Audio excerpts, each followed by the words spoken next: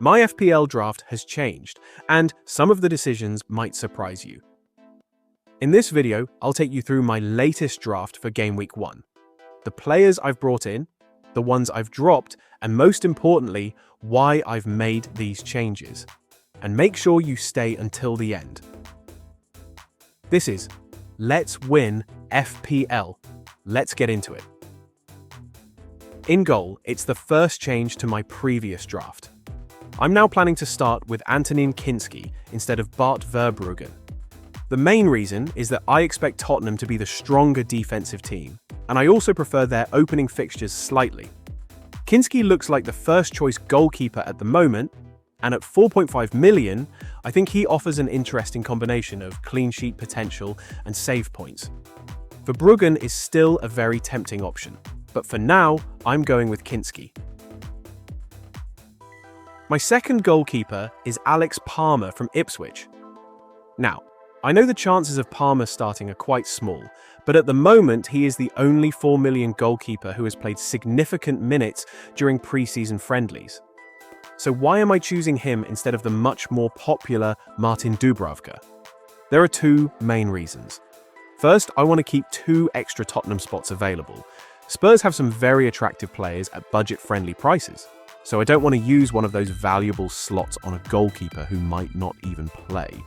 Second, Dubravka is very highly owned, which makes him a potential price drop risk if he doesn't get any minutes. Starting with a 4 million goalkeeper who quickly loses value is something I'd rather avoid. The other option is to upgrade Palmer to a 4.5 million goalkeeper if I decide to use my bench boost in game week 1 or 2. But for now, I'm not completely decided on that strategy. So the Ipswich goalkeeper is basically a short-term budget enabler for my draft. I'm accepting the risk that he probably won't play while keeping maximum flexibility for the rest of my squad. My defense looks completely different this time, as none of my first 5 defenders survived the second draft. Most of these changes are based on what I saw during pre-season. My first defensive pick is Riccardo Calafiori from Arsenal, priced at 5.5 million. That's a full 1 million cheaper than my previous choice, Jurrien Timber, who unfortunately won't be fit for the start of the season anyway. I still think Gabriel Magalhaes is slightly overpriced, but I do want a piece of what I believe is the best defense in the league. And at this price, Calafiori gives me a more attractive route into those Arsenal clean sheets. But the clean sheets aren't the only reason I like him. What really caught my eye during the pre-season friendlies was how advanced the Italian was. He was regularly pushing forward and getting into attacking positions, and at times he was almost playing like a second striker. That attacking freedom gives him the potential for returns at both ends of the pitch, which is exactly what I'm looking for from a 5.5 million defender. I also expect Calafiori to start the season. Unlike Hincapié, he has had a full summer break and completed a full pre-season, which should put him in a much better position to be ready for game week 1. So for me, Calafiori offers the combination I'm looking for. Arsenal's defensive strength, attacking potential, and a 5.5 million price tag. My second defensive pick is Gvardiol from Manchester City. I already highlighted him in my previous video, and after what I've seen in pre-season, I decided to put the Croatian defender in my draft. At 5.5 million, Gvardiol gives me a relatively cheap route into a Manchester City defence with a very appealing run of opening fixtures. More importantly, I think he offers much more than just clean sheet potential. Gvardiol can play both centre-back and left-back. He's strong in the air, dangerous from set pieces, and capable of picking up defensive contribution points. We also know what he can do when fully fit. In his last full campaign, he produced 13 clean sheets, 5 goals, and 7.52 expected goal involvements. The Croatian also started 2 of City's pre-season friendlies as the left-sided centre-back, and as a left-back in the last one, which gives me enough confidence to include him from the start. So, Gvardiol is in my team, a 5.5 million defender with clean sheet potential, attacking upside and fixtures that could make him one of the best value picks at the start of the season. My third defensive pick is Luke Shaw. Manchester United have a very appealing start to the season, including fixtures against 2 newly promoted sides, Hull and Ipswich. With a good chance of clean sheets in those games, I definitely want a United defender in my squad. At 4.5 million, Luke Shaw looks like a sensible option for that role.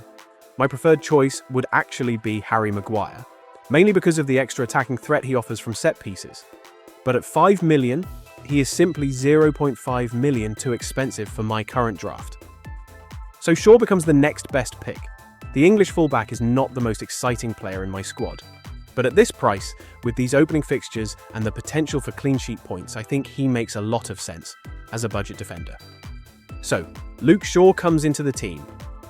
Next pick is the big surprise in my team. And now we get to the player who completely won me over in pre-season. Marco Palestra.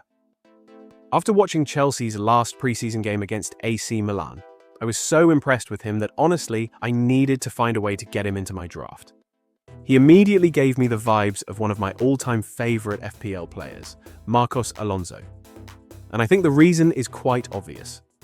With Xabi favoring a system with attacking wingbacks, Palestra was deployed on the left, but he was playing far more like a winger than a traditional defender.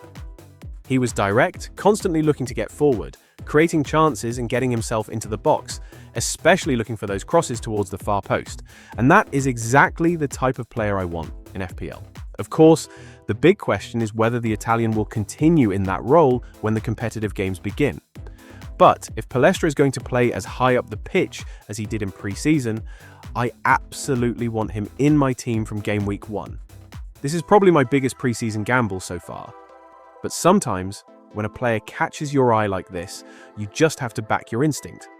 So yes, Marco Palestra is in my draft. And finally, my fifth defender is Bobby Thomas from Coventry, priced at just 4 million. The English centre-back is a perfect budget enabler, but he also gives me an interesting option if I decide to use the bench boost early in the season. Thomas offers some attacking threat and, importantly, has the potential to pick up defensive contribution points as well. At 4 million, I don't need him to be a star. I just need him to give me value and flexibility. And that's my defense for now. 5 completely different picks from my first draft, mainly influenced by what I've seen in pre-season. Now, let's move on to the midfield. The first midfielder is one of the players who kept his place, and in fact made it into every draft I built, Morgan Gibbs-White. From an FPL perspective, the English maestro ticks almost every box I look for. He's a nailed-on starter, rarely misses minutes, and is the talisman of this Nottingham Forest side. Gibbs-White is heavily involved in set pieces and is also a strong candidate for penalties. Exactly the kind of profile I want from an 8 million midfielder. Last season, his numbers were excellent. He finished as the third highest scoring midfielder in FPL, with 15 goals and 4 assists.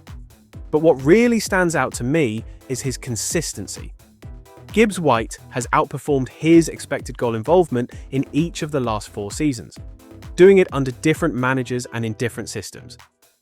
That tells you something important. It's not just a purple patch. He has the quality to consistently produce more than the underlying numbers suggest. If Forest continue to improve under Glasner, I think Gibbs-White could become one of the standout options in the 7 to 8 million price range.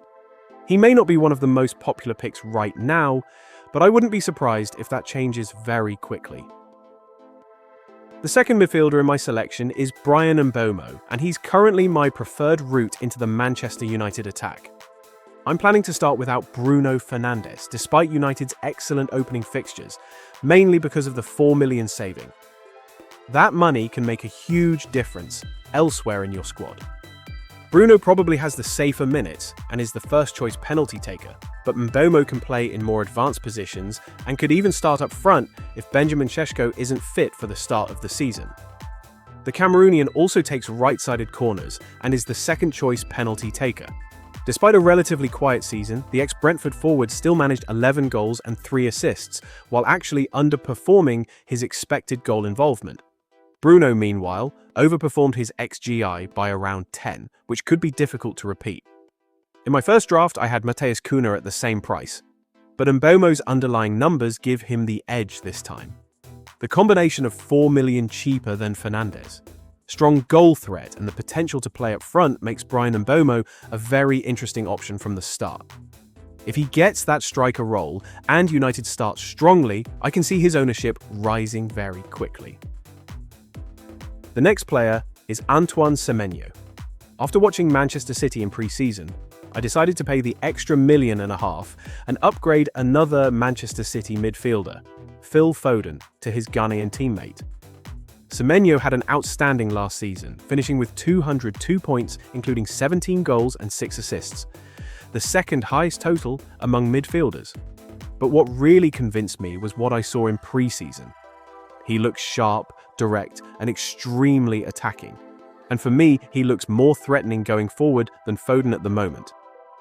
In City's latest friendly against Atletico Madrid, Semenyo provided 2 assists and was involved in almost everything dangerous City produced. The extra $1.5 million is certainly not insignificant, but with City's opening fixtures and Semenyo's current form, I'm more than happy to pay it. The ex-Bournemouth forward is one of those players where paying a little more could make a big difference.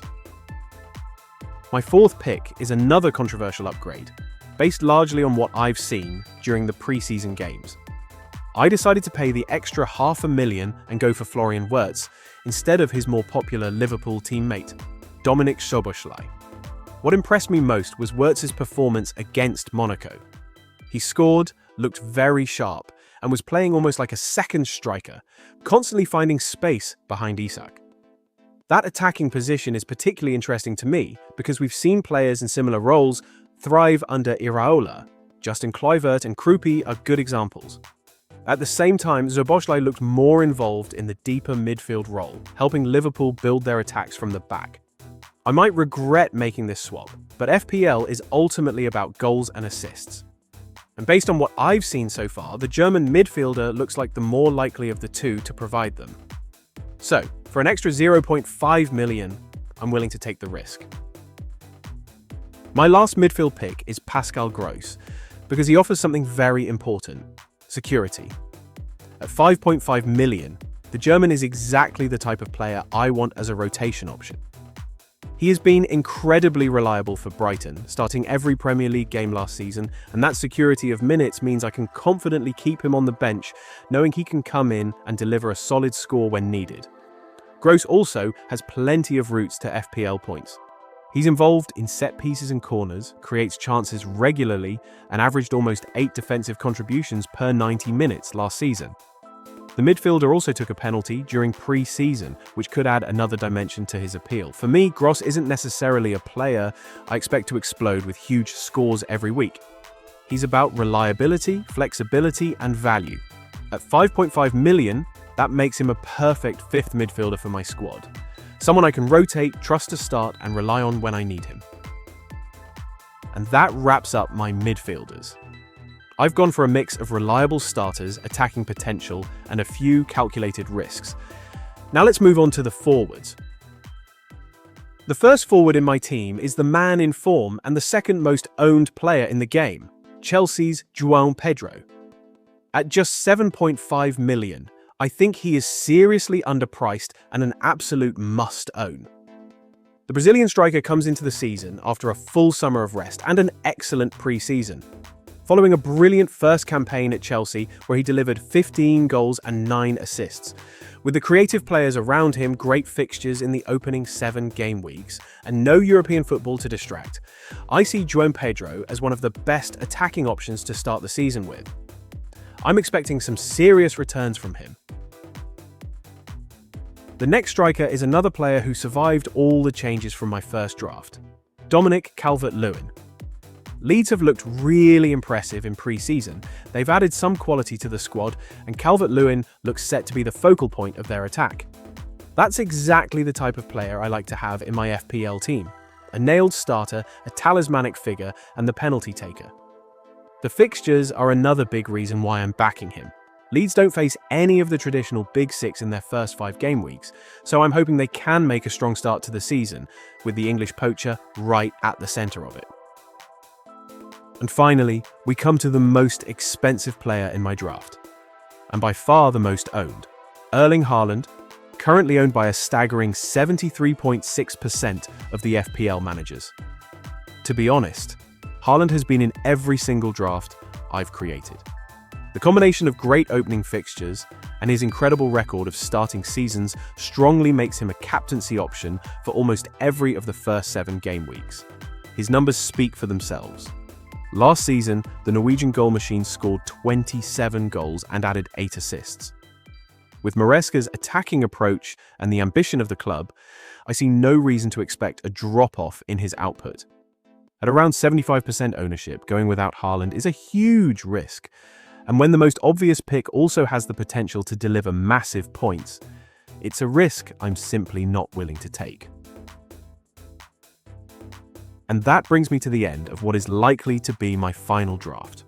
I might still make 1 or 2 non-essential changes before the deadline next Friday, but the core of the team is now pretty much settled. I hope you've enjoyed the video, and as always, if you have any questions or want my opinion on any player, drop a comment below. I'll be happy to help. My next video will be my final team selection, so make sure you're around for that. Good luck with your drafts. And let's win FPL.